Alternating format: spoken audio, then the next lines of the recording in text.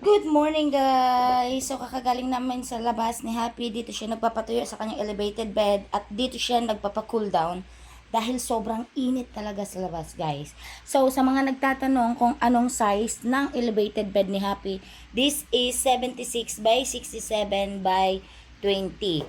So ito po ay cooling down ni Happy dahil talagang ang texture niya guys is, alam niyo yung pang folding bed? Hindi siya mainit sa katawan. So, nakita nyo kung gaano siya ka-elevate sa floor. So, yung air niya is padaan-daan lang. So, malamig sa katawan. Ayan, kakagaling lang namin sa labas. Hingal na hingal siya.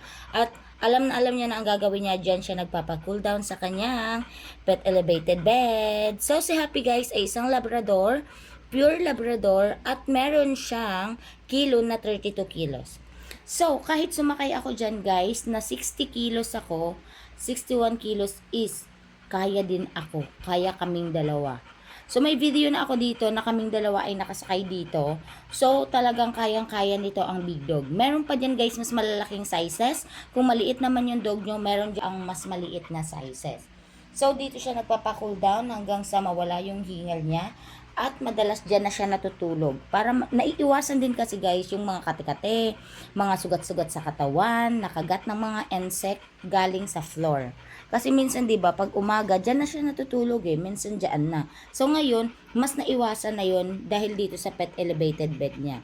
So 76 by 67 by 20 cm. Makikita nyo yan dyan sa choices guys. So ayan siya, ganyan siya ka-elevate guys. So anong gagawin? Nasa yellow basket ni Happy. Mwah!